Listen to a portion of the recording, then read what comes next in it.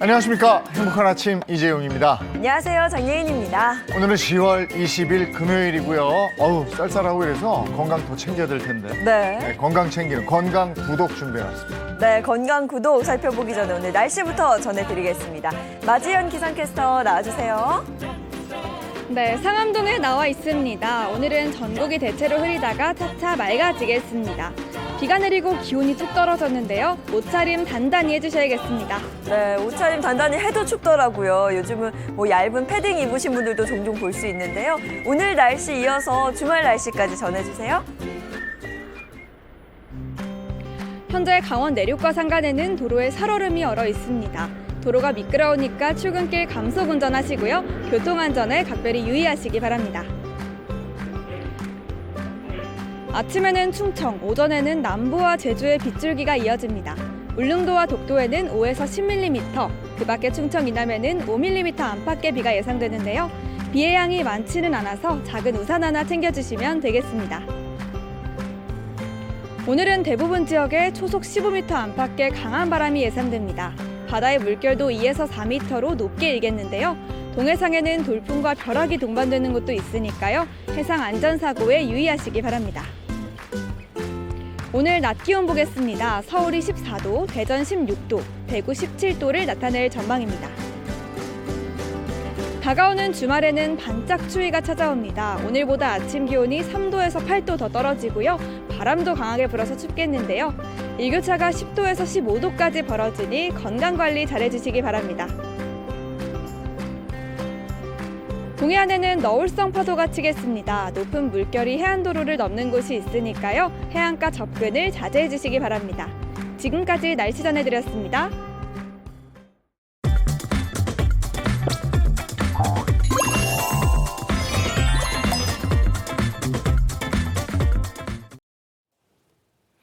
네, 화제 이슈를 발빠르게 전해드리는 모닝 브리핑 순서입니다. 이고은 변호사와 함께합니다. 어서 오세요. 안녕하세요. 네, 첫 번째 이슈부터 전해주시죠.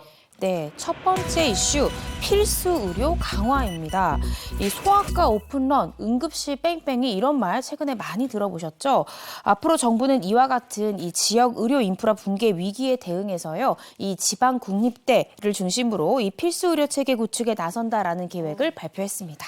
지역별 의료 격차가 커지면서 사회 문제로 지적이 되고 있는데요. 꼭 필요한 정책이 아닐까라는 생각이 듭니다. 구체적인 내용을 좀 짚어주시죠. 네, 어제 정부가 발표한 이 지역 완결적 필수 의료 혁신 전략에 따르면요, 이 지방 국립대병원의 거점 기관의 의료 역량을 강화해서 지역에서 서울로의 이 환자 이탈을 막겠다라는 것이 핵심입니다.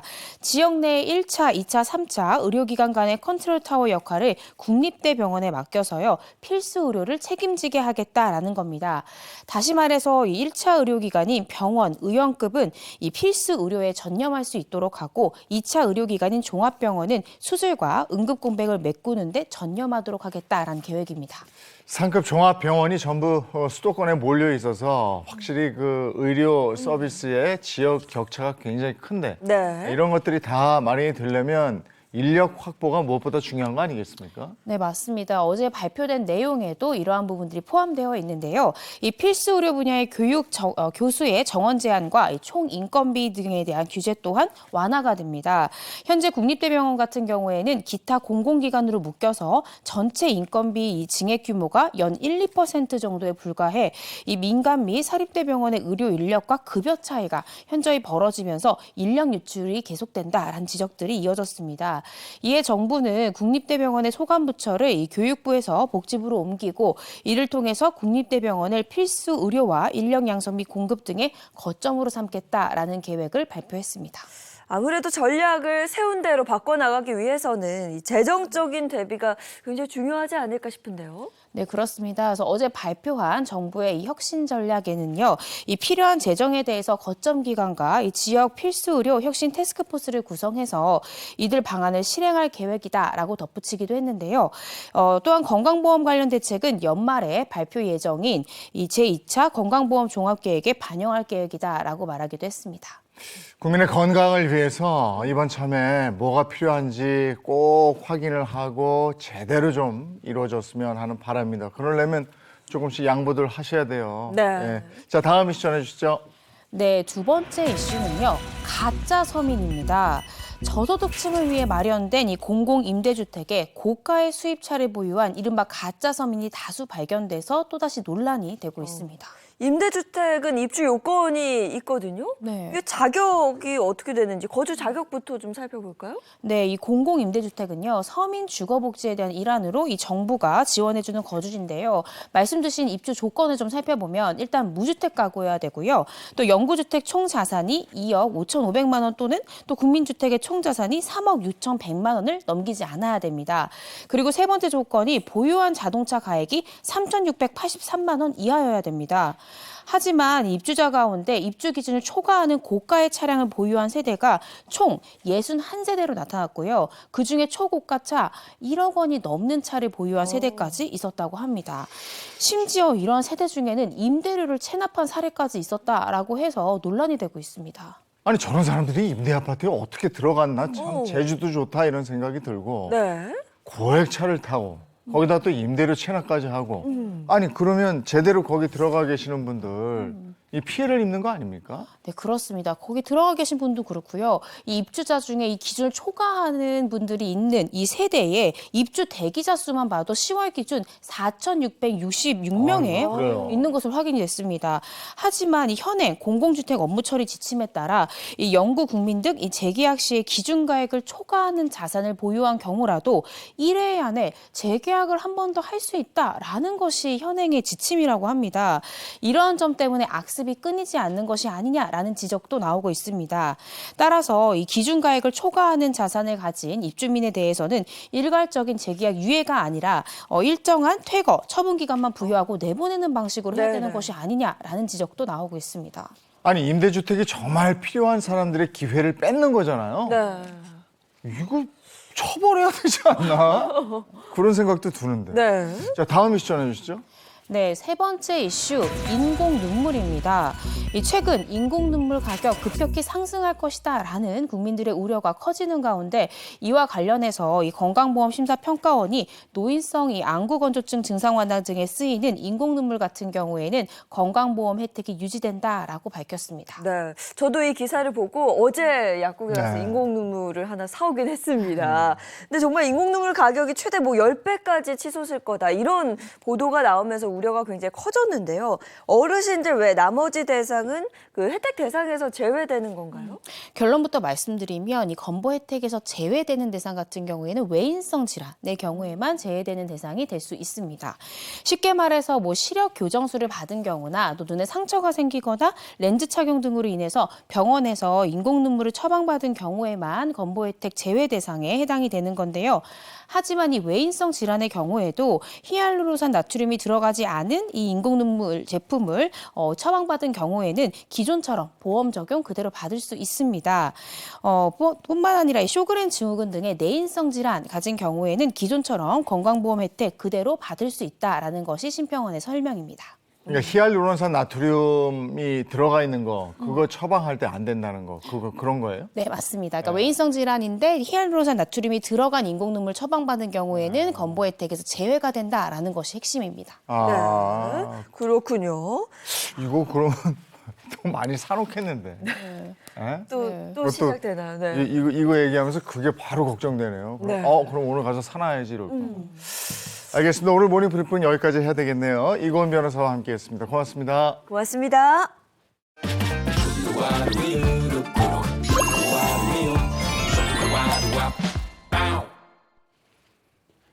우리가 흔히 인생 얘기할 때 왜 바다를 항해하는 배 뭐 네. 이런 표현 쓰죠. 예. 그런 표현을 쓰곤 하죠. 예. 그래서 이제 우리가 갑작스럽게 뭐 파도를 만나거나 이런 상황을 대비하는 것도 중요한데요. 우리 건강도 사실 마찬가지가 아닐까 싶어요. 미리미리 대비하고 준비해야 큰 위험에서 벗어날 수 있지 않을까요? 갑작스러운 파도 이런 게 이제 건강의 위기 신호 이런 걸 그렇죠. 또 비교할 수도 있습니다. 네. 자, 한번 우리가 점검해 보죠. 닥터 하우스에서 만나봅니다. 내 몸을 위한 건강 노하우 닥터하우스에서 전해드릴게요. 안녕하세요, MC 이정수입니다. 안녕하세요. 내과 전문의 정우진입니다. 자, 오늘 주제 알려주시죠. 그 전에 네. 선물 하나 드릴게요. 오, 선물이요? 네. 이거 뭐죠? 잠깐만요. 오.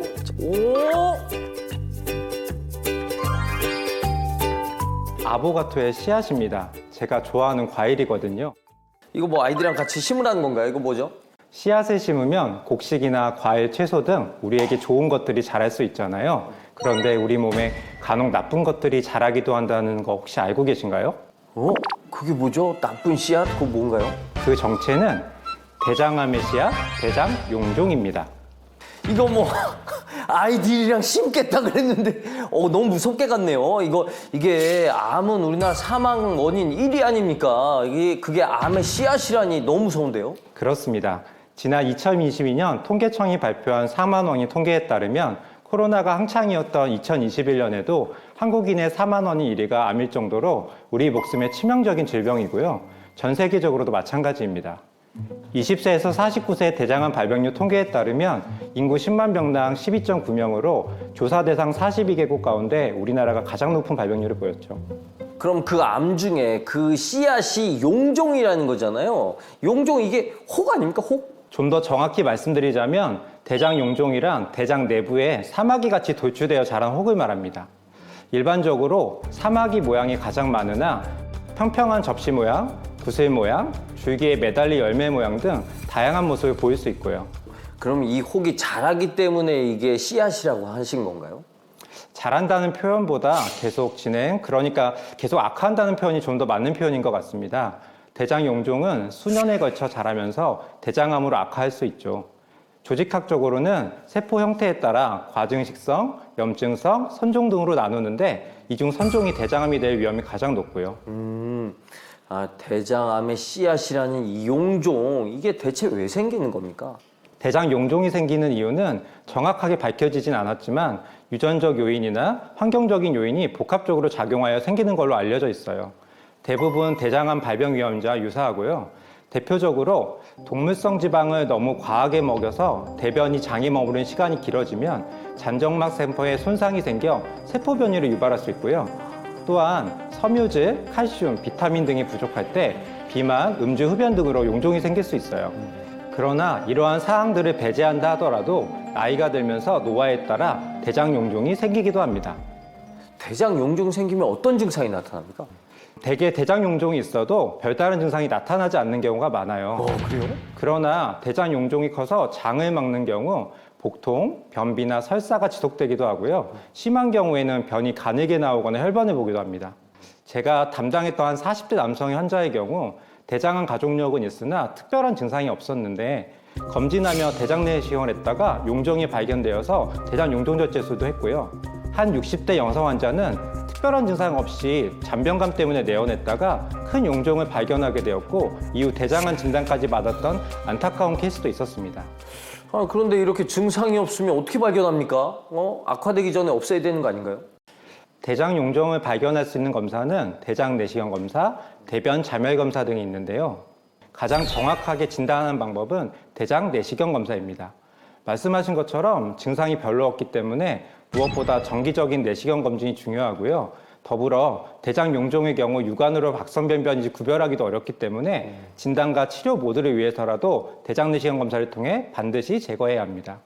진단과 동시에 치료를 할 수 있는 거네요. 근데 게다가 이 대장암은 검사를 나라에서 무료로 해주지 않나요? 맞습니다. 국내 대장암 선별 검사는 막 50세부터 권고되는데 2018년부터 50세 이상 남녀를 대상으로 무료 국가 대장암 검진을 시행하고 있어요. 대변에 혈액이 묻어나온지 확인하는 대변 자멸 검사를 통해 양성일 경우 대장 내시경 검사를 받도록 하는 방식이죠. 하지만 무료 검진인 대변 자멸 검사는 대장암을 조기에 발견하려는 검사다 보니 내시경 검사와는 역할이 조금 달라요. 그러면은 이게 또 예방도 해야 되니까 예방하는 방법도 좀 알려주십시오. 대장 용종을 예방하기 위해서는 기름기가 많은 음식이나 지나친 육류 섭취를 줄여야 합니다. 또 과일이나 채소와 같이 섬유질이 많이 들어있는 음식을 충분히 섭취하는 것이 좋고요. 비만한 경우 대장 용종의 발병 위험이 커지므로 체중 조절, 적당한 운동도 꼭 해주세요. 마지막으로 정기적인 검진이야말로 가장 훌륭한 예방법이라는 사실 잊지 마시기 바랍니다.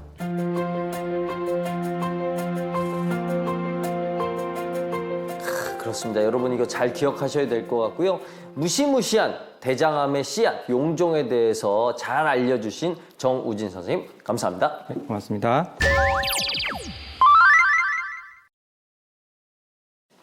지금 여러분은 건강 노하우를 전해드리는 닥터 하우스와 함께하고 계십니다. 자, 이번에는 정형외과 선생님을 모셨습니다. 안녕하세요. 정형외과 전문의 이성주입니다. 다음 주제는 뭔가요? 네, 이 노래를 들어보면 대충 짐작이 가실 겁니다. 뮤직 큐.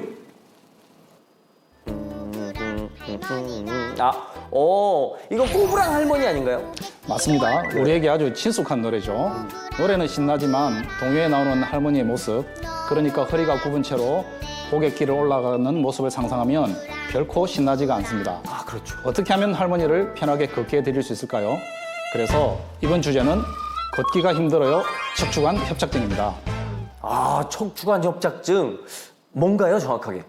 의외로 많은 분들이 디스크 질환과 척추관 협착증의 차이를 모르거나 모두 디스크로 알고 있는데요.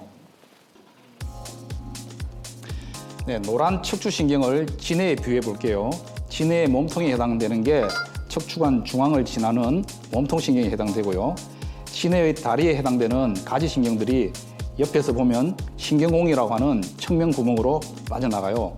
척추관 협착증이란 여기 몸통신경과 가지신경들이 좁아진 척추 공간 안에서 두꺼워진 인대와 뼈 조각에 의해 눌리는 병이라고 통칭해서 말씀드릴 수 있겠습니다. 척추관 협착증은 이게 허리 디스크인 거죠? 땡! 아닙니다. 아닙니까? 사실 다른 과인 의사 친구들도 네. 헷갈려하는 부분인데요. 아, 의사분들도요? 정확하게는 잘 모르더라고요. 네. 협착이라는 단어가 한자어이고 일상생활에 잘 안 쓰는 단어다 보니 그런 것 같습니다. 일명 허리 디스크라고 부르는 추간판 탈출증은 뼈와 뼈 사이에 쿠션 역할을 하는 추간판이 빠져나와 신경을 누르는 병이라 좀 더 좁은 의미이고 척추관 협착증으로 악화되기 전에 흔히 발병합니다. 좀 이해가 됩니다. 이게 그러니까 척추관을 지나는 진해를 설명하셨는데 여기가 좁아져갖고 진해가 숨을 못 쉬는 뭐 이런 거군요. 이거 증상이 정확하게 어떻게 될까요? 대표적으로 허리가 아픈 요통과 다리가 저린 통증이 아래쪽으로 퍼지는 방사통, 조금 걷고 나면 다리를 절뚝이며 젖는 파행, 이렇게 세 가지입니다. 증상이 하나만 나타날 수도 있고 심한 경우 세 가지 증상이 다 나타날 수도 있어요. 또 허리를 펼 때 통증이 심해지고 허리를 구부릴 때는 통증이 완화되기 때문에 허리를 이렇게 구부리는 자세를 자주 취하게 됩니다. 아, 이게 편하니까. 그래서 허리가 굽는 병이라고 하는군요. 그러면 이게 왜 그러는 거예요? 허리를 펼 때 척추관의 신경이 지나가는 공간이 좁아져 신경을 더욱 압박하기 때문에 그렇습니다. 이런 이유로 산을 올라갈 때보다 내려올 때, 계단을 올라갈 때보다 내려올 때 허리를 펴야 하기 때문에 통증이 더 심하죠. 반대로 마트에서 쇼핑카트를 끌 때라든지 자전거를 탈 때 의자에 앉았을 때는 허리가 굽혀져 통증이 줄어들게 됩니다. 그러면 혼자서 이게 허리 디스크인지 척추관 협착증인지 이게 자가 판별할 수 있는 방법이 있을까요? 좋은 질문입니다. 절대적이지는 않지만 확률상 허리 디스크 파열의 경우에는 앉거나 누웠을 때도 통증이 심해요. 그러나 척추관 협착증은 앉거나 누우면 통증이 덜하죠. 서서 허리를 뒤로 쭉 젖힌 상태에서 5초 이상 버텼을 때 다리가 저리면 척추관 협착증일 수 있어요. 그런데 이게 또 증상이나 통증이나 이게 허리와 다리 통증이 생기는 게 비슷하니까 헷갈릴 수는 있겠네요. 아무래도 그런 편입니다. 특히 디스크일 경우 척추관 협착증으로 빨리 악화될 수 있기 때문에 조기에 발견하고 치료하는 것이 중요합니다.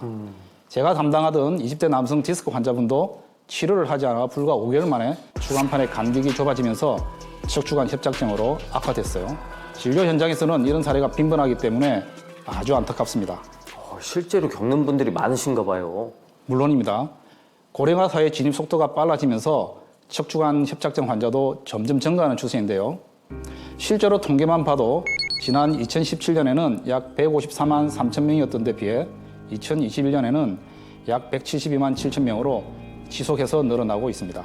그러면 이제 치료하는 방법도 알아야겠는데 그러면 이게 저는 수술 좀 무섭거든요. 이거 수술밖에 방법이 없습니까?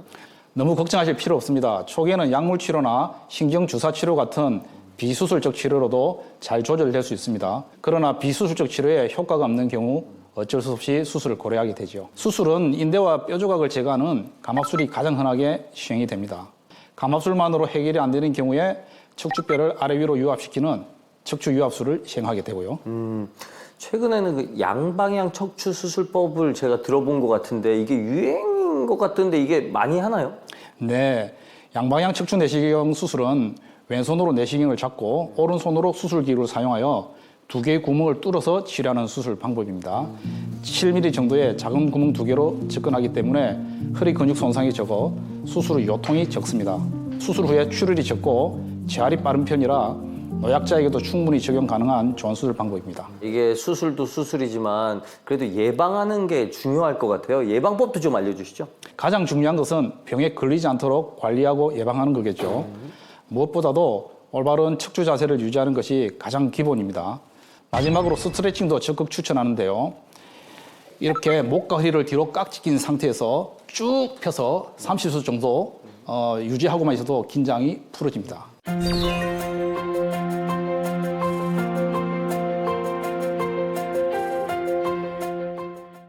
자, 오늘 척추관 협착증에 대해서 제대로 알려주신 이성주 선생님 감사합니다.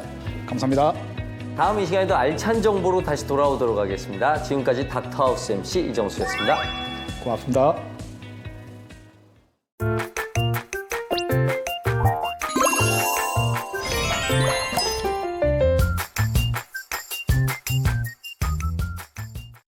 네, 이번에는 구독 영상을 통해서 건강 챙겨보겠습니다. 건강 구독 시간입니다. 네, 좋습니다. 주치의 선생님들과 인사부터 나눠볼까요? 한지민 내과 전문의, 모사원 한의학 박사, 서동주 흉부외과 전문의 함께합니다. 어서 오세요. 안녕하세요. 네, 그리고 차윤환 식품생명공학 박사, 김대환 혈관외과 전문의도 자리해 주셨습니다. 반갑습니다. 네, 안녕하세요. 자, 그럼 본격적으로 구독 영상 챙겨보기 전에 오늘 주제를 확인해 봐야 되겠죠? 오늘 주제는 퀴즈로 한번 알아보도록 하겠습니다. 자, 화면 확인하시죠. 또 이 사진입니다. 뭐 물음표로 가리긴 했습니다만 모델인 것처럼 보이죠? 모델처럼. 그렇죠, 그렇죠. 근데 이분이 퀴즈로 나온 걸 보면 나이가 아주 많거나 혹은 뭐 아주 적거나 둘 중에 하나이지 않을까 야, 싶어요. 역시 이제 촉이 살아 있어요. 자, 지금 이제 이 앞에 보면은 현역 미국 모델이신데 네. 이분의 나이가 이제 오늘 네. 퀴즈의 내용입니다. 어? 자, 나이가 무려 92살. 와. 31년생이세요. 와, 92세? 네, 31년생. 근데 이게 좀 뭐 바다 배경이고 약간 좀 멀어서 근데 날씬하신 분인 것 같은데 옛날 사진 아닌가? 전혀 그렇게 생각하지 못했는데 물음표 얼굴 부분 그걸 좀 이렇게 쫙 걷어내 주셔야 우리가 확인을 가능한데 걷어내 주시고 한번 보죠. 뭐 사진 보여주세요. 예? 와, 아니 말도 안 돼. 옛날 사진인 것 거겠지. 같은데. 아, 거짓말. 그쵸. 네. 그죠? 이건 아. 옛날 이건 말이 안 되지. 네, 지금 사진의 주인공은 미국의 모델이자 배우인 카르멘 델 오레피스 씨인데요. 자, 이번이 31년생이에요. 모델을 시작하신 게 15살. 아, 이게 그러니까 여전히 알고 46년도부터 모델을 시작하셨는데 우리가 46년 그러면 뭐예요, 이제? 2차 세계대전 끝나고 광복 다음 해부터 모델을 시작하셨는데 이분이 지금도 현역에서 모델 생활을 하고 계십니다. 그래서 뭐냐면은 기네스북 기록을 매년 갱신하고 계시는 분이에요. 야, 대단하시네. 이 정도 되면 기네스북에 오를만 하지 않을까 그럼요. 싶은데 그나저나 저는 저 젊음의 비결이 너무 궁금합니다. 아마 사실 이 지금 방송을 보고 계시는 분들이 모두 이 젊음의 비결이 모두 궁금하실 텐데요. 그래서 마침 이분이 한 방송에서 자신의 젊음의 비결에 대해서 밝힌 적이 있다고 합니다. 이때 진행자가 노화를 늦출 수 있는 비결이 무엇인지 질문을 했는데요. 그때 이분이 대답했던 답이 그냥 노력했을 뿐입니다. 그냥 노력했다. 아, 이게 무슨 교과서 중심으로 수능 만점자. 그러니까 뭐 이렇게 당연한 소리를 하고 그러세요. 네, 맞습니다. 근데 우리 이제 수능 만점자가 교과서 위주로 공부를 했다 이렇게 말을 할 때는요, 보통은 이제 본인이 성실하게 자기주도 학습을 했기 때문에 이제 이게 나오는 건데요. 이 92세 이 카르멘 요 모델도요, 자기 관리의 끝판왕이라고 합니다.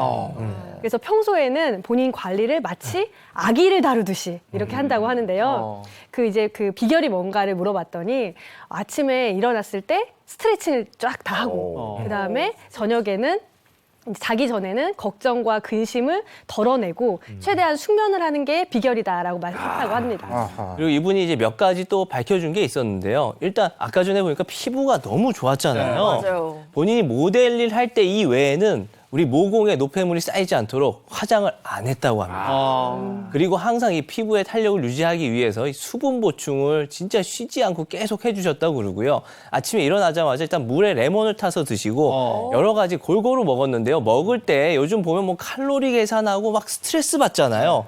본인은 그런 거 전혀 하지 않고요. 진짜 제철 음식, 그냥 내가 마음 편히 건강한 음식, 건강한 재료 먹기 위해서 항상 노력을 했다고 하십니다. 네, 뭐 예상한 답변이네요. 네.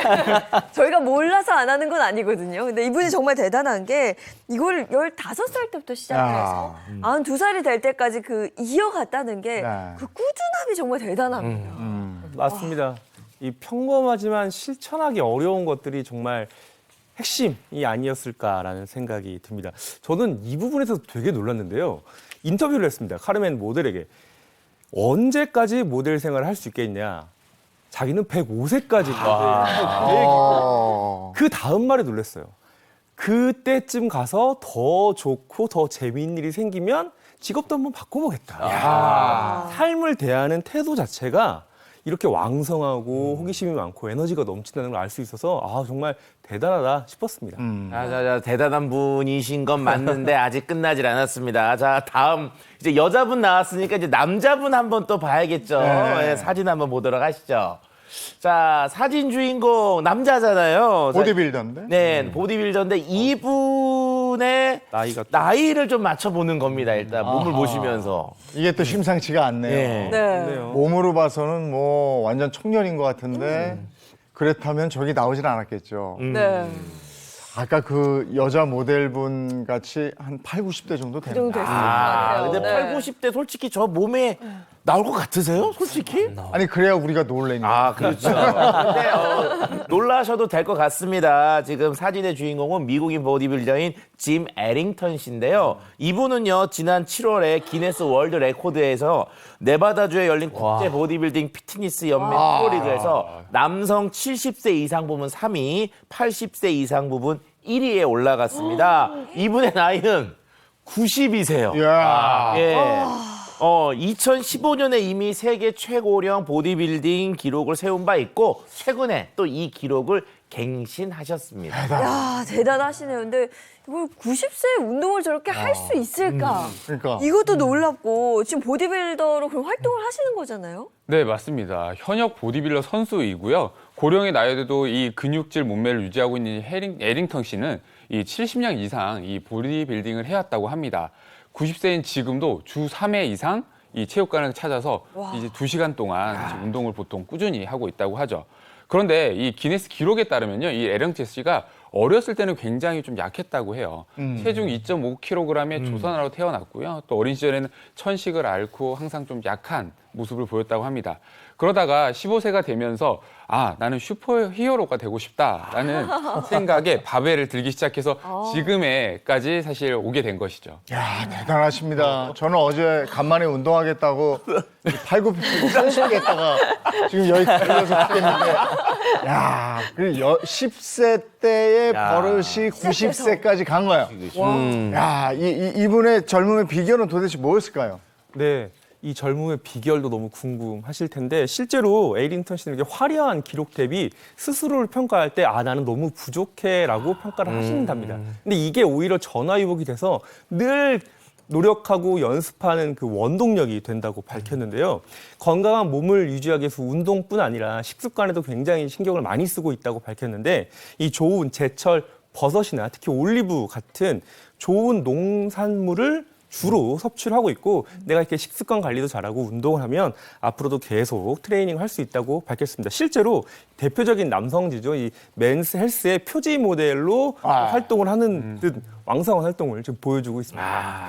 이게 나이 들어서 우리가 하면 안 되는 말이 그거야. 이 나이에 내가 하리. 아유, 내가 이 나이에 무슨. 아니야. 그 나이에도 할 수 있다는 거잖아요. 그럼요. 네. 90세, 저분들 정말 대단하신데.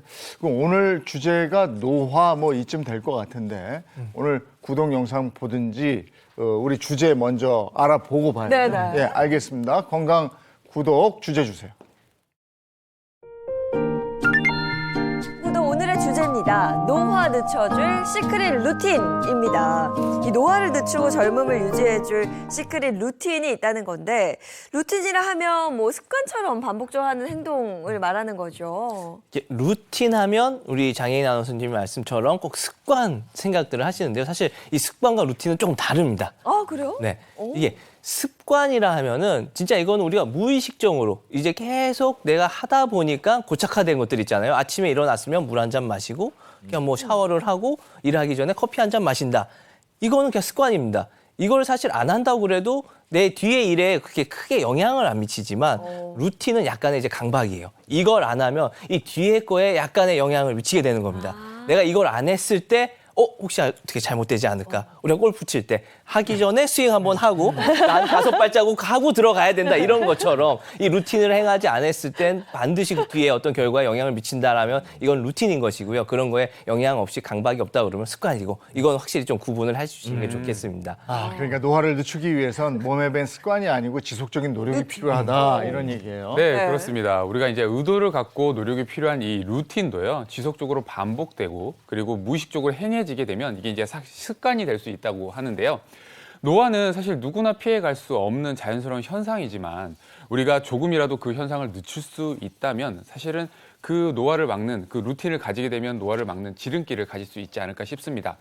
네, 그래서 오늘은 건강 구독을 통해서 노화를 늦출 시크릿 루틴에 대해서 한번 알려드릴까 합니다. 네, 기대가 됩니다. 자, 그럼 본격적으로 구독 영상을 통해 노화를 늦춰줄 시크릿 루틴 배워보도록 하겠습니다. 구독 영상 업로드해주세요.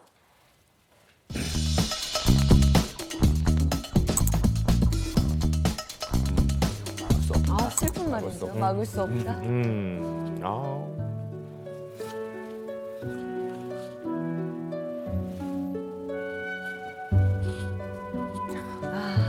지름길로 떠나.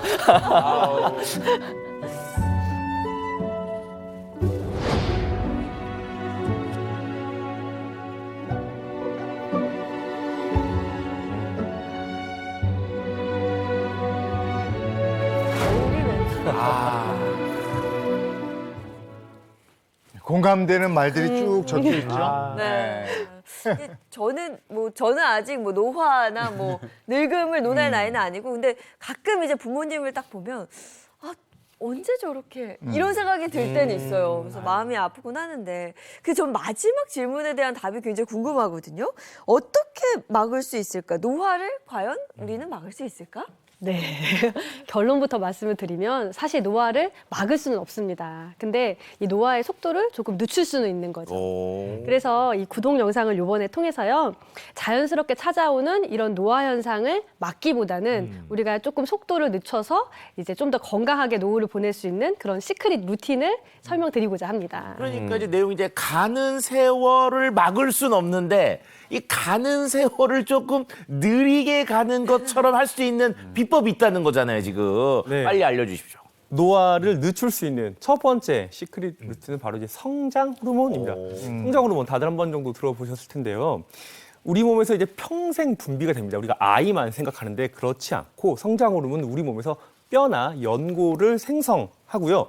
지방을 분해합니다. 말만 들어도 좋죠. 그리고 단백질 합성을 촉진시키는 등 삶의 윤활, 그러니까 삶을 윤택하게 하는 그런 중요한 호르몬입니다. 그런데 이 호르몬을 분비시킬 수 있는 시크릿 루틴이 있는데 한번 소개시켜 드리겠습니다. 예. 여성 호르몬, 남성 호르몬 이런 것들이 나이가 들면서 줄어든다. 이건 우리가 알고 있잖아요. 성장 호르몬도 줄어드는 거 아니겠습니까? 맞습니다. 안타깝게도 이 성장 호르몬 역시 나이가 들면서 점차 줄어들게 되는데요. 일단 20대에 이제 성장이 끝나는 20대에 정점을 찍게 되고요. 이후에 매 10년마다 14.5%씩 감소를 하게 됩니다. 그래서 60대가 되면은 20대의 50% 이하로 떨어지게 되고요. 성장 호르몬이 줄어들면 근육 재생이 되지 않으면서 관절이 약해지고 골 재생이 어려워지면서 골다공증의 위험도도 커지게 됩니다.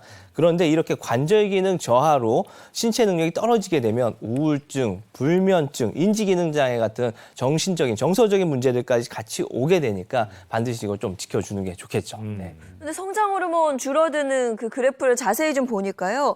호르몬이 줄어들면서 겪는 그 갱년기랑 시기가 굉장히 비슷한 것 같아요. 네, 맞습니다. 특히 이제 갱년기 여성분들은 사실 갱년기에 여성 호르몬인 이 에스트로겐이 급격하게 줄어들게 되잖아요. 보통 여성 호르몬은 35세부터 감소하면서 완경 이후에 급속도로 저하된다고 합니다. 그래서 전반적으로 면역력이 떨어질 수밖에 없어서 더 많은 질병에 이 노출될 위험 또한 커질 수밖에 없는 것이죠. 이걸 그렇다고 비타민처럼 영양제로 챙겨 먹을 수 있는 것도 아니고 그렇죠. 이 호르몬을 좀 이렇게 보강하려면 어떻게 해야 되는 거예요? 네. 사실 이 성장 호르몬을 채우는 방법은 생활 습관과 관련이 있습니다. 이 첫 번째 비결이 뭐냐면요. 바로 적당한 공복감을 가져라입니다. 우리가 이 성장 호르몬은요. 웃음이 나오네요. 네. 적당한 공복감에서 웃음이 나오네요. 네.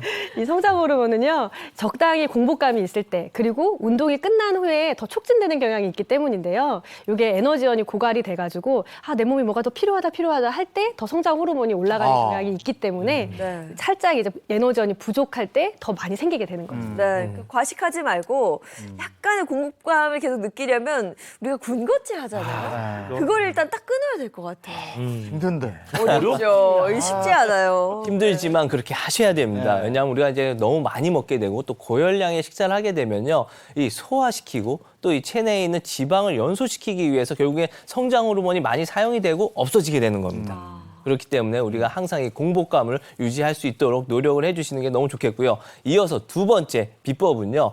탄수화물 대신 단백질을 먹어라입니다. 또 탄수화물을 많이 먹게 되면 이게 혈당이 급격하게 올라가게 되니까 이 또 인슐린이 막 분비가 되기 시작하잖아요. 이러면 인슐린 분비로 인해서 성장 호르몬의 분비가 덜 되기 때문에 탄수화물보다는 단백질 위주로 식사를 해주시는 게 좋습니다. 네. 네, 지금 열량을 좀 줄이고 공복감을 좀 유지하는 식사 얘기를 드렸다면 성장 호르몬을 분비시키는 세 번째 비결은 바로 운동입니다. 너무 뻔한 얘기인가요? 하지만 중요하죠. 운동을 하시는 분들은 다 알겠지만 운동하고 나면 다음날 근육이 뻐근하죠. 근육이 손상이 되면 그걸 회복하는 과정에서 이제 근육이 커지고 몸이 좋아지는데 이때 나오는 게 바로 성장 호르몬입니다. 즉 손상된 근육을 회복시키기 위해서 성장 호르몬이 분비가 된다 이런 얘기입니다. 자, 이 성장 호르몬은요. 가만히 있어도 계속 나오는 물질이 아닙니다. 나올 수 있는 환경과 그 흐름이 중요한데 이런 타이밍은 바로 우리가 공복감을 느낄 때 그리고 운동을 할 때 그리고 좋은 식습관을 유지할 때 성장 호르몬이 나오는데요. 특히 좋은 잠, 숙면을 취하는 것도 성장 호르몬의 필수다. 생활 습관을 이렇게 바꿔야 된다 말씀드립니다. 운동, 숙면, 소식 이게 중요하다는 말씀이신데 이게 하루 이틀은 돼요. 네. 이걸 지속적으로 하는 게 정말 어려운 건데 이런 기본적인 것들을 지키는 것이 내 몸의 성장 호르몬을 막 샘솟게 하는 그런 방법이었습니다. 네, 맞습니다. 네. 근데 저는 뭐 노화를 막는 시크릿 루틴이라고 해서 뭔가 거창하고 좀 대단한 게 나올 줄 알았는데 의외로 우리 일상 생활 속에서 뭔가 바꿀 수 있어서 그건 좀 다행인 것 같기도 하고. 어려워. 또 제가 주위에서 보면은 좀 이렇게 젊게 사시는 분들이 있잖아요. 네. 이런 분들 보면은 뭔가 좀 생활 패턴이나 이런 것들도 좀 다르신 것 같기는 해요. 영향이 있을까요, 그게? 네, 이와 관련해서요. 미국의 하버드대에서 되게 흥미로운 실험을 한 게 있는데요. 이 심리학자 랭어 교수가요. 이제 75세에서 80세의 노인을 데리고 이제 1979년에 외딴 시골 마을에서요. 수도원에다가 이제 이분들을 다 데려다 놓고 이제 1959년 마치 20년 전인 것처럼 생활을 한번 해보시라. 그렇게 일주일 동안 생활해보시라라는 실험을 한 적이 있다고 합니다. 아니 요즘에 리얼리티 프로그램 보면 뭐 이렇게 합숙해놓고 그쵸. 그들의 네. 생활 모습을 보는데 20년 전으로 돌아가서 그때처럼 생활하라면 전 죽어요. 왜? 30대잖아. 네. 말술을 먹으려는데. 근데 그런 뜻이 아니고, 그러니까 70대면 50대의 그런 젊음을 유지하면서 뭐 그런 얘기하는 거죠. 네, 이렇게 이제 환경을 좀 바꿔본 거였는데요. 실제 우리가 사실 20년을 시간을 조금 되돌릴 수 있다라고 하면 뭐 설레기도 하고 신이 날 수 있겠죠. 특히나 이제 70대, 80대 분들은 더더욱이나 그러실 텐데요. 그런데 신체 나이를 직접적으로 20년 전으로 돌릴 수는 없지만 환경을 한 20년 전으로 한 돌려서 이렇게 실험을 해봤더니 실제 실험에 참가했던 노인들의 경우에서요. 행동에서 많은 변화들을 보였다고 합니다. 네, 혼자 있었을 때는 사실은 가족들의 도움을 받아야 이동이 가능했을 만큼 굉장히 좀 의존성이 컸는데 사실 그랬던 분들이 실험 후에 보니까 독립적으로 생활을 했고 자연스럽게 혼자 걸었고요. 실험이 끝난 일주일 후에도 청력이나 기억력, 악력, 그리고 관절의 유연성, 걸음걸이까지 좋아졌다고 합니다. 야, 놀랍네요. 실제로 20년이 젊어진 게 아니라 가정을 하고 상황을 만들고 그 안에서 일주일 생활을 했을 뿐인데 정말 많은 부분이 달라지고 변화가 확실히 보였습니다. 네, 우리가 일체 유심조라고 하죠. 마음 먹은 대로 가는 겁니다. 이 랭어 교수가 결론을 낸 걸요. 결국에는 우리 발목을 잡는 건 신체의 노화가 아니라요. 아까 우리 이재용 국장님께서도 말씀해 주셨지만 내가 이 나이에 이런 마음가짐이었다고 합니다. 그러니까 주위에서도 저분이 노인이니까 더 공경해야지. 사실 이게 오히려 그 사람 더 늙게 하는 거니까요. 이런 것들을 안 해야 됩니다. 맞아. 그러니까 보니까 우리가 지하철에서 보면은 이제 노약자적 이렇게 자리 양보할 때 보면은 그 썩내시는 분들도 계세요. 내가 이렇게 늙어 보여 그러는 분들 있는데 이런 게 영향이 있나 보네요. 맞아요. 그 기분 나빠하시는 분들 종종 보여서 맞아. 그것도 잘 양보도 잘해야 됩니다. 그러니까 그거를 우리가 도와드려야 되겠네. 네. 뭐 어떻게 양보하지 마요? 아니, 그 자리를 아니죠. 앉지 마 그냥 우리가. 그러니까 지나친 과보를 좀 거둬라. 그게 어떤 뜻인지는 아실 거예요, 그죠? 네, 맞습니다. 자, 늙지 않는 법, 스스로 늙었다고 생각하면서 여러 한계를 두기보다는 자꾸자꾸 이제 새로운 걸 추구하고 네. 마음가짐, 또 즐겁게 생활하려는 그런 기분, 태도를 갖는 것도 굉장히 중요하다는 걸 또 이 시간을 통해 배웠습니다. 자, 그러면 노화를 늦출 시크릿 루틴 다음 내용도 살펴보겠습니다. 구독 영상 업로드 해주세요.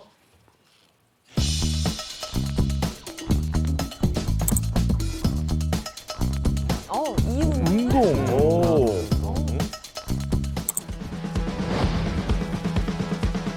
근육 운동. 야, 근데 저렇게 좀 무거운 거 들어야 되는 거야. 근육 운동 하라니까. 걷는 것도 하고 나면 3일은 아파요. 제가 어제 팔굽혀펴기 했다가 지금 여기 가슴이 아파요. 의욕만 앞서갖고. 야, 장수의 키를 지켜서 빨리 늙지 않게 하는 운동이 있다. 이거 같은데 일단 장수의 핵심이 될 그 키, 그게 뭔지부터 좀 알아볼까요? 네, 이 장수의 키, 열쇠 무엇이냐? 바로 텔로미어입니다. 텔로미어. 아마 이게 수년 전에 발표돼서 한 번 정도 들어보신 분도 많이 계실 텐데요. 네. 염색체 끝단에 있는 일종의 보호대 같은 겁니다. 단백질 덩어리인데요. 이 우리 염색체는 계속 분열을 하고 저 염색체가 DNA 가닥으로 이제 풀리면서 세포를 재생시킵니다. 근데 저 과정에서 텔로미어가 없어져요. 이 비유를 제가 어떻게 드리냐면 신발끈의 끝단에 있는 플라스틱 같은 거거든요. 그러니까 신발끈이 있는데 그 신발끈이 해지지 않게 플라스틱 덩어리가 있잖아요. 그게 없으면 신발끈이 바로 해지겠죠. 분열을 하면 할수록 저게 짧아집니다. 근데 저게 짧아진 세포는 그대로 사멸을 하기 때문에 우리 몸의 대사와 핵심, 건강의 핵심이 바로 저 텔로미어 쇼트닝이라고 하는 부분이라 저 텔로미어를 길게 유지하는 게 장수의 비밀이다라고 말씀드립니다. 아니, 그렇다면 이 텔로미어를 지키려면 어떤 운동을 해야 되는지 그게 가장 중요할 것 같은데요? 네, 이것과 관련해서요 독일의 연구팀의 그 연구를 하나 소개시켜드리려고 하는데요. 독일의 라이프치히대 연구팀은요 이제 3가지 유형의 운동을 하는 거를 비교를 해봤다고 합니다. 그래서 어떤 운동이 더 노화 방지에 도움이 주냐 이런 연구를 했는데요. 6개월 동안 성인 266명을 대상으로요 우리가 지구력을 강화시킬 수 있는 달리기 그리고 고강도와 저강도 운동을 반복하는 인터벌 운동, 기구를 막 이용해서 하는 근력 운동, 이렇게 3가지 운동을 그룹을 나눠서 일주일에 3번 45분씩 하게 했다고 합니다. 그리고 이제 연구팀은 이 과정에서 참가자들의 텔로미어의 길이와 활성 정도를 관찰을 해보았는데요. 과연 어떤 결과가 나왔을까요? 궁금한데요. 정말? 궁금하다. 어떤 결과가 나왔을까요? 네. 그 텔로미어가 길어지고요. 이 활성 정도가 2~3배 가량 증가가 된 운동은 바로 지구력 강화 운동이었다고 합니다. 달리기나 근력 운동보다도 이 지구력 강화 운동을 해주는 게 좋았는데요. 이 텔로미어 길이와 활성에 좋은 영향을 미친 이유로는 혈관의 산화질소 수준에 영향을 미쳤기 때문이라고 분석을 했고요. 산화질소는 혈관 운동신경을 조절하고 혈류를 개선하는 것으로 알려져 있습니다. 근데 문제는 또 이거죠. 우리는 알고 있습니다. 실천하지 않을 뿐. 자, 그래서 저처럼 운동이 좀 귀찮은 분들을 위해서 이 운동 하나만큼은 꼭 하세요. 어떤 운동이 있을지 좀 알려주신다면요. 네, 이 노화를 늦추기 위해서는요, 딱 2가지 중요한 게 있는데 바로 코어의 근육, 그 다음에 이 엉덩이 근육입니다. 그래서 이거는 사실 걷는 것과 관계가 되기 때문에 생존과 관련이 되고 있고요. 그리고 노화에서 우리가 요실금이나 그리고 변비 이런 것과도 관련이 있기 때문에 이 운동을 하시는 게 좋습니다. 자, 그러면 한번 운동 한번 해보죠. 배워봐야 될 것 같은데요. 운동을 한번 배워볼까요? 뭐 제가 20년 전으로 가봐요. 한번 서동 선생님이 네, 같이 해보시죠. 이재용 네. 아나운서를 돌려주세요. 네. 말술은 드시지 마세요. 20년 전에. 야, 아유 그때 좋았어. 야도 20년 전으로 돌아가니까 설렌다. 아 그죠. 네, 저희가 사실 노화를 막기 위해서 운동이 필요한데요. 그중에서도 사실 코어랑 엉덩이 근육을 좀 자극해주는 운동을 해주면 좋을 것 같습니다.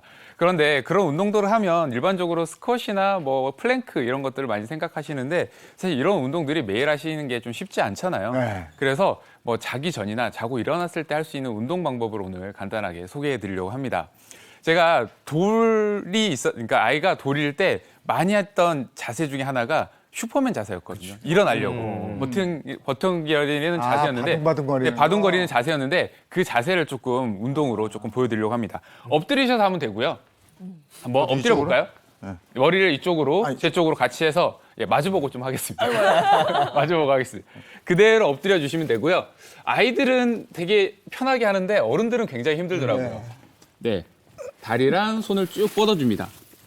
뻗어준 상태에서 이 상태에서 고개랑 팔을 쭉 다리랑 같이 들어줄 텐데요. 숨을 내쉬면서 쭉 들어줍니다. 오, 나는 것 자세 같아요. 좋은데요? 오늘 나는 것 네, 같아요. 이렇게 하면 허리랑 지금 허리 쪽이랑 엉덩이 쪽이 굉장히 좀 자극이 오는 게 뻐근해. 있죠.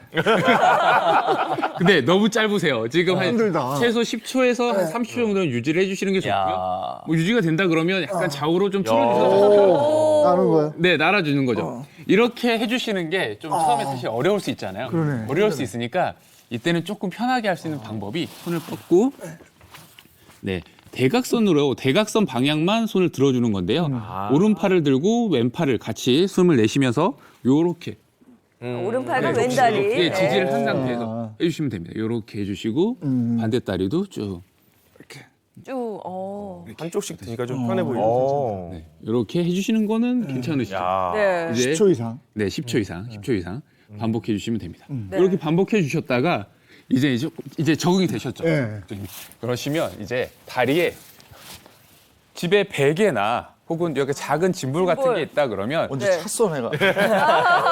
아까 날아가실 때 네, 이제 워밍업을 했으니까 네. 실제 운동을 한다 그러면 다리 사이에 한번 끼워 주시는 거죠. 다리 사이에 끼워 주시고 손을 쭉 뻗어서 이제 동시에 올리는 겁니다. 동시에. 힘든데. 네, 숨을 축 내쉬면서 시작. 와. 네, 이렇게 다리를 쭉 최대한 올려주시면 됩니다. 저 공무게가 무겁다. 생각보다 무겁죠? 힘들다. 네, 그렇죠. 그런데 굉장히 햄스트링이나 엉덩이 그리고 허리까지 굉장히 근력이 힘이 딱 들어가는 게 보이잖아요. 네. 그렇기 때문에 틈틈이 해주시면 좋을 것 같습니다. 아, 좋다. 네. 시원해졌어요. 예. 노화를 늦출 수 있는 다음 구독 영상 보겠습니다.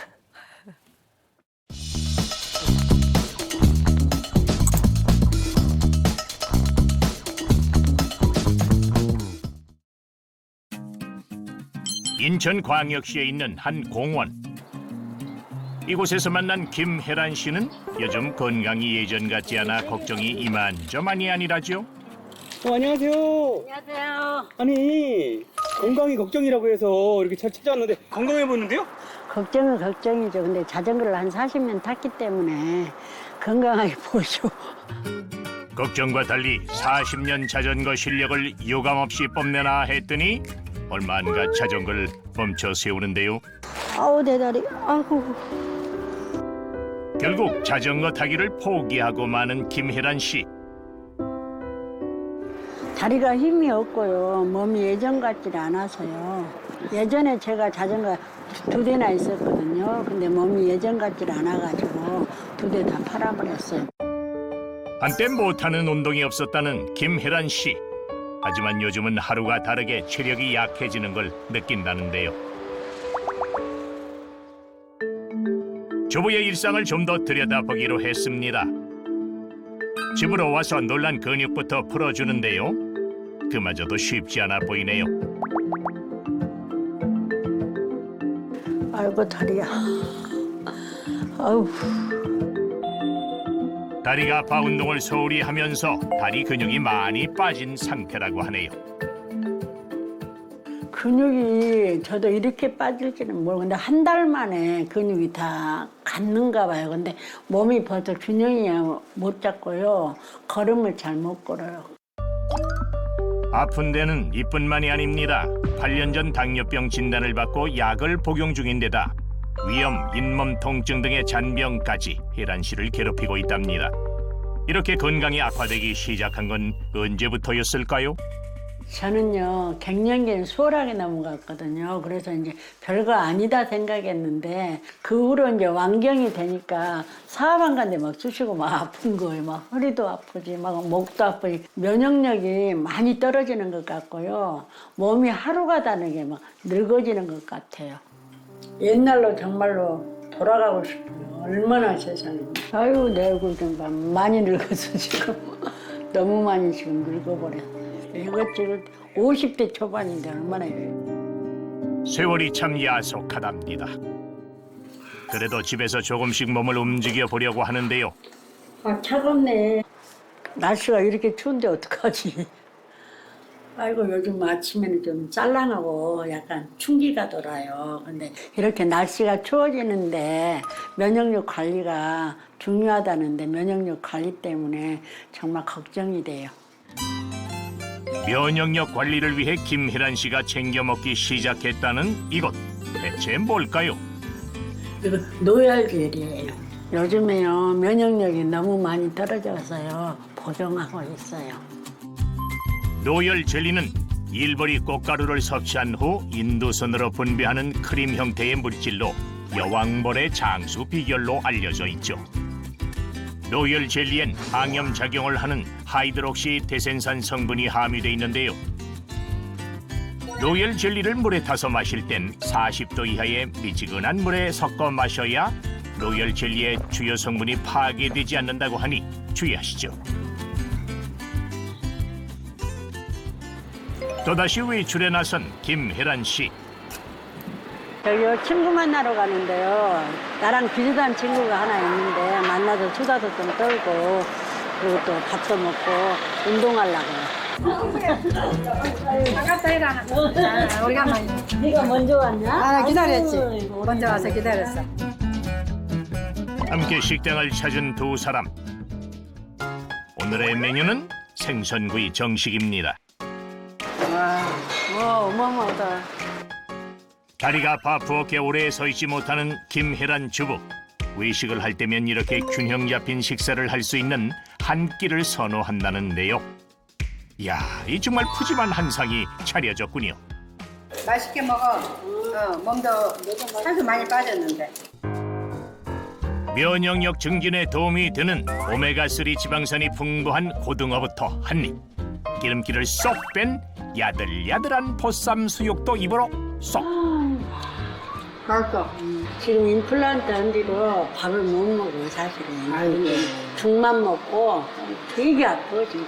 뭐 면역성이 떨어질까봐 이제 골고루 먹어야 되는데 또 골고루 챙겨 먹기가 힘들잖아요.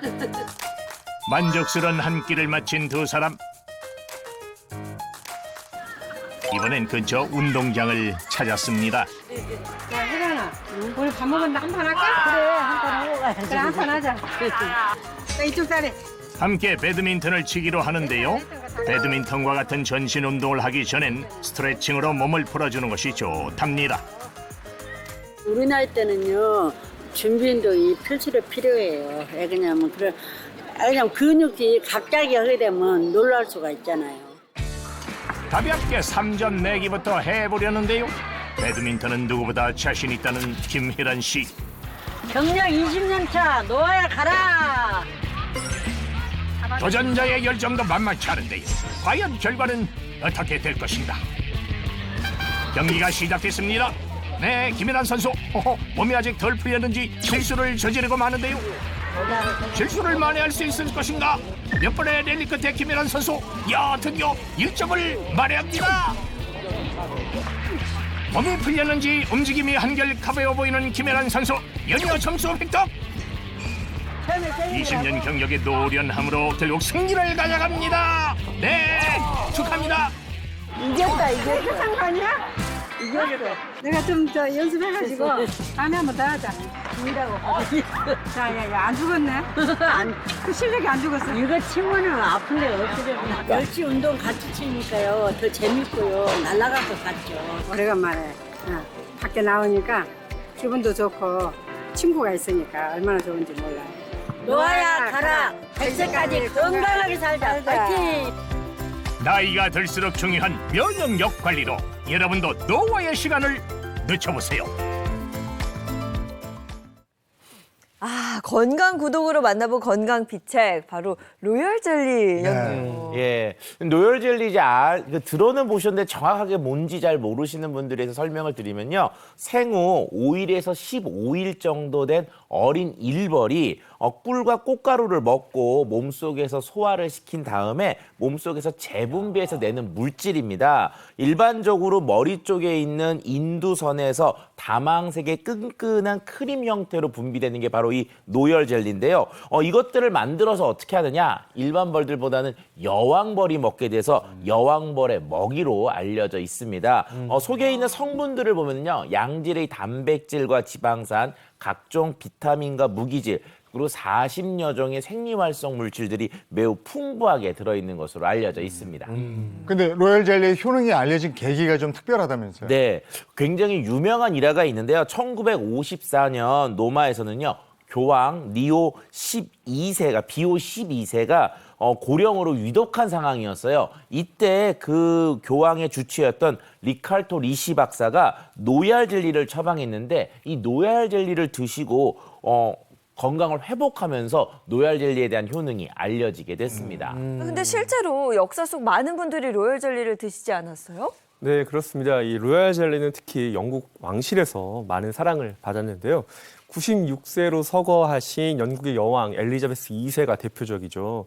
그 건강 비결로 로얄 젤리를 꼽기도 했었고요. 그뿐 아니라 철의 여인이죠. 마가렛 대처 수상, 그리고 프랑스 황제였던 나폴레옹도 건강관리 비법으로 로얄 젤리를 꼽았다고 합니다. 네, 그래서 중국에서는요, 이 로얄 젤리를요, 황제들이 먹는 음식, 왕의 우유다라고 해서 왕유라고 불렀다고 합니다. 우리 중국의 약학서인 본초 강목에 따르면 로얄 젤리가 오장의 허증을 안정시키고 병을 제거하며 오래 먹으면 늙지 않고 장수할 수 있다라고 기록을 하고 있습니다. 그 꿀이나 프로폴리스하고는 어떻게 다른 거예요? 예, 우리가 이제 일반적으로 벌이 만드는 것 중에 가장 대표적인 거 얘기하면 꿀, 프로폴리스, 노열 젤리 이렇게 세 가지 정도를 얘기하는데요. 꿀은 일단은 뭐냐?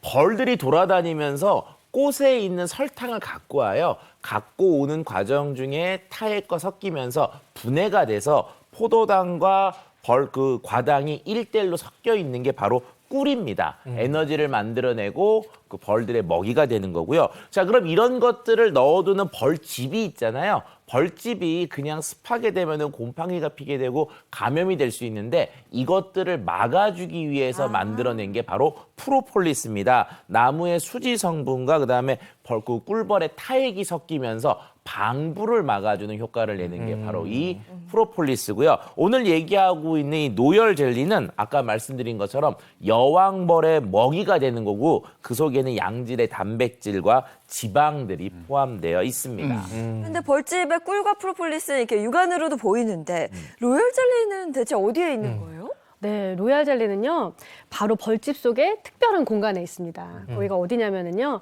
여왕벌의 방인데요. 바로 이렇게 왕대라고 합니다. 근데 크기가 아주 작습니다. 이 왕대에 로얄 젤리를 채우려면은요, 수개월이 소요가 되고 또 이 왕대 하나당 채취할 수 있는 로얄 젤리의 양은 약 0.1에서 0.5g으로 매우 적어서 희소성이 있다고 할 수가 있습니다. 벌집에 달린 왕대 그 부분에서만 로얄 젤리를 채취할 수가 있는 건데 이 집에서 맛이 궁금해져요. 네, 궁금해져요. 그 앞에 그래서 앞에 로열 젤리 준비했는데 한번 네. 마셔보시겠어요? 네. 여기 우리 여왕벌 되는 건가요? 여왕벌. 뭐 그래 마실만 한데. 오, 시큼해요, 그래도. 괜찮은데요? 네, 그렇죠. 오. 지금 드신 건요. 이 동결 건조된 노열 젤리 분말을 이렇게 물에 탄 것인데요. 동결 건조된 분말 형태는 상온 보관 시 이게 상대적으로 변질의 위험이 좀 상대적으로 적다고 합니다. 그리고 건조 과정에서 이 고농축으로 돼서 이 적은 양을 먹어도 이게 간편하게 굉장히 고농도로 섭취할 수 있다는 장점이 있죠. 네. 아까 로열 젤리가 그 여왕벌의 먹이다라고 말씀하셨는데 여왕벌은 일벌보다 그냥 크기만으로도 굉장히 크잖아요. 로열 젤리를 먹은 것과 뭔가 상관이 있는 걸까요? 맞습니다. 일단은 딱 봤을 때 크죠. 여왕벌은 몸집이 2배 정도 크고요. 더 큰 차이가 있는데 바로 산란 능력입니다. 당연히 일벌은 알을 낳지 못하죠. 반면에 여왕벌은 하루에 2,000에서 3,000개, 평생 약 200만 개의 알을 낳는다고 알려져 있고 이게 좀 놀랍습니다. 수명인데요. 이 안타깝게도 일하는 일벌은 7주밖에 살지 못하는데 알을 많이 낳는 로얄 젤리를 먹는 이 여왕벌은 무려 7년 정도? 와. 아니 그러면 일벌한테는 로얄 젤리 안 주고 여왕벌한테만 로얄 젤리 주는 거예요? 네, 애벌레 상태에서는요, 처음에 이유식처럼 이 로얄 젤리를 3일 정도까지는 줍니다. 근데 4일부터는요, 선택된 그 애벌레만이 여왕벌로 갈 수 있는 그 애벌레만이 4일부터는 계속 평생 로얄 젤리를 먹게 되는데요. 그렇기 때문에 로얄 젤리의 섭취가 크기와 수명을 결정짓는 중요한 요소다라고 할 수가 있는 거죠. 네, 아유, 열심히 일하는 일벌들은 그러니까. 이유식으로 습관 먹고 일만 하고. 그리고 일만 하고. 자, 그럼 지금부터 로열 젤리의 핵심 성분에 대해서 좀 자세히 좀 전해주시죠. 네, 노열 젤리에 있는 첫 번째 핵심 성분은 노얄락틴입니다. 일반적으로 노얄락틴은 단백질의 일종인데요. 이 일벌로 갈 수 있는 벌의 유충을 여왕벌로 바꿔주는 핵심 성분으로 알려져 있습니다. 이 노얄락틴이 체내에 들어오게 되면은요, 성장 호르몬과 유사한 성장 유도 물질로 작용하게 되는데요. 성장 호르몬은 우리 몸속에 있는 근육이나 관절 등을 재생하는 데 큰 영향을 주고 우리 건강을 지키는 데도 많은 영향을 줍니다. 하지만 성장 호르몬은 노화가 되면서 점점 줄어들기 때문에 건강을 위해서는 이 성장 호르몬을 관리하는 게 매우 중요하다고 할 수가 있습니다. 그러면 성장 호르몬 관리에 로얄 젤리가 도움이 된다 이렇게 볼 수 있는 겁니까? 네, 이와 관련된 실험이 있었는데요. 이게 사람을 대상으로 했던 건 아니니까 물론 이제 한계는 있지만 이 초파리를 대상으로 했던 실험이었습니다. 일본의 한 연구팀이 초파리에게 로얄 젤리를 이제 먹여봤더니 초파리의 수명이 한 14일 정도라고 그러는데요. 수명이 이거보다 한 10일 정도가 더 늘었다고 하고요. 초파리의 몸집과 산란 능력 또한 2배 이상 늘어났다고 합니다. 이것은 아마도 로얄 젤리 속 핵심 성분인 로얄락틴이 세포의 크기와 수명에 영향을 끼쳐서 성장을 촉진한 것으로 보고 있습니다. 네, 그렇군요. 로열 젤리의 그럼 두 번째 핵심 성분은요? 네, 노열 젤리의 두 번째 핵심 성분은 하이드록시 데센산입니다. 이 하이드록시 데센산은 여성 호르몬인 에스트로겐과 분자 구조가 비슷한 불포화 지방산의 골격을 갖고 있는 성분인데요. 폐경기 여성의 골다공증, 심혈관 질환 등의 노화 관련 질병을 예방하는 데 도움을 줄 뿐만 아니라 이 하이드록시 데센산 자체가 활성산소를 제거하는 효과가 있기 때문에 노화를 예방하는 데도 좋은 효과들이 있습니다. 네, 또 특히 이 하이드록시 데센산은요. 항균 효과가 뛰어난 것으로 알려져 있습니다. 우리가 항균하면 떠오르는 이 대표적인 항생제가 있는데요. 바로 이 페니실린이잖아요. 그런데 한 연구에 따르면 이 노열 젤리 속에 있는 하이드록시 대생산 성분이 이 황색 포도상균 그리고 대장균 등과 같은 일부 병원균에 대해서 이 대표적인 항생제인 페니실린이나 카나마이신보다 더 높은 항균력을 보였다고 합니다. 다만 실험 조건에 따라 결과는 달라질 수 있습니다. 로얄 젤리, 그 밖의 효능은 어떤 게 있습니까? 네, 최근 국내 대학에서 이 로얄 젤리 속에 있는 특성 성분이 피부 주름을 개선하는데 라는 이제 피부 주름 개선 효과에 좀 집중을 해서 40여 명을 대상으로 12주 동안 피부에 이 로얄 젤리를 발라 실험을 한번 해봤습니다. 그러니까 결과가 주름 개선 효과가 21% 있었다라고 보고를 한 실험이 있습니다. 네, 이렇게 좋은 로얄 젤리 섭취할 때 주의사항도 있을 것 같은데요. 네, 노열 젤리는 아까 말씀드린 것처럼 누가 만들었느냐? 벌이 만들었잖아요. 네. 그리고 꽃가루를 갖고 만들기 때문에 일단 그 꽃가루 알레르기나 또는 꿀 알레르기가 있는 또 벌 알레르기가 있는 분들은 드실 때 주의가 요구됩니다. 아울러 임산부와 수유부에 있는 경우는 주치 후와 상담 후에 드시는 것을 권장드리고 싶습니다. 네, 우리 이렇게 노화를 막는 방법에 대해서 이야기를 나눠봤는데요. 혹시 모자 선생님, 네. 얼굴 노화를 막는 뭐 지압법 이런 거 있을까요? 제일 싫어하는 주름들 있죠. 팔자주름 맞습니다. 팔자주름을 잡아줄 수 있는 혈자리인데요. 사실 지압법도 되게 쉽습니다. 어떻게 보면 장난스러울 수도 있는데요. 우리 지창혈과 혀거혈을 같이 잡아주라고 항상 얘기를 하거든요. 어디냐? 지창과 혀거입니다. 여기를 항상 이렇게 이렇게 이거 같아. 네. 이거 옛날 고등학교 때 선생님들이 이렇게 잡아가지고 선생님들이 다 우리 생각해서 그런 거라니까요. 이게. 이런 식으로 이 자리를 같이 이렇게 자극을 해주신다 그러면 팔자주름을 예방하는데 많은 효과를 얻을 수 있어요. 아니 그런데 얼굴 표정 관리는 잘 안 돼요. 아니 그리고 우리가 입이 이렇게 찢어져 있어야지 되잖아요. 네. 근데 우리가 입이 이렇게 찢어진다는 게 활짝 웃는 거거든요. 그러니까. 근데 우리가 웃을 일이 별로 없기 때문에 입이 이렇게 돼 있는 사람이 없어요. 근데 평소에 이제 화날 일이 많기 때문에 입이 대빨 나와 있다고. 제가 보기에는 행복한 아침 보시면서 행복하게 웃으시면 젊어질 것 같아요. 예, 네. 오늘은 노화를 늦출 시크릿 비법에 대해서 알아봤습니다. 고맙습니다. 고맙습니다.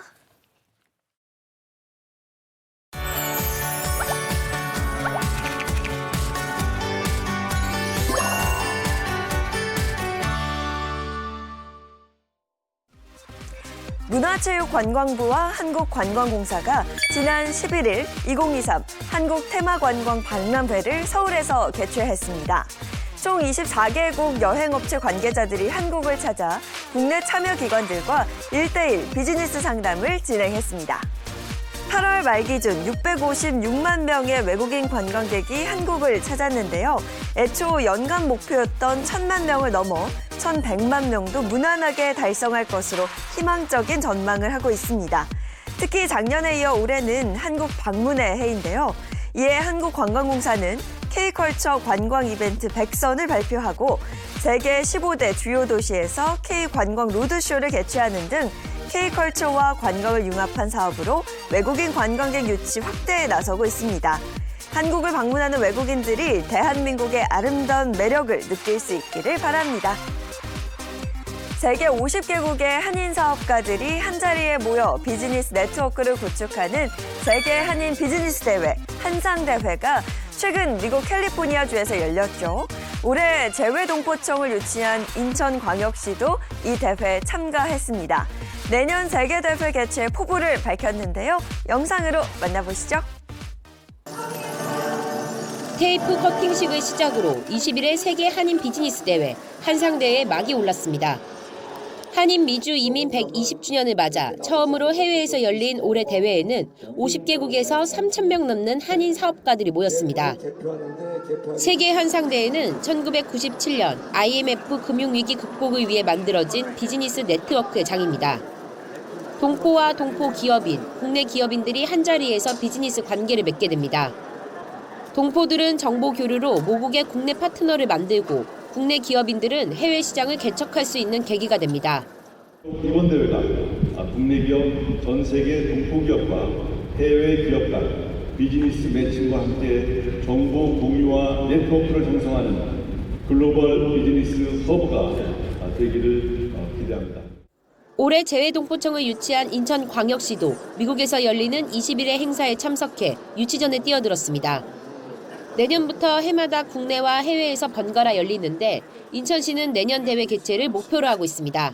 내년도에 세계 비즈니스 대회를 인천에서 열어서 바로 해외에 많은 투자 자본을 유치하고 세계 10대 도시로 도약하는 계기를 만들어갈 계획입니다. 인천시는 올해 대회에서 법률 지원, 세제 혜택, 투자 기반 시설 정보 등 성공적인 비즈니스 환경을 홍보했습니다. 인천시는 재외동포 거점 도시로 거듭나 글로벌 한인 네트워크를 구축하겠다는 포부를 밝혔습니다. 채널A 조현진입니다.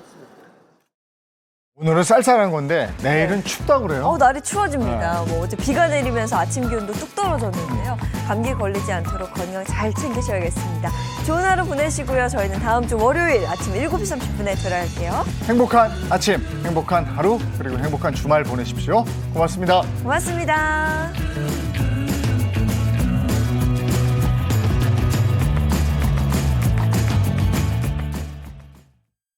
채널A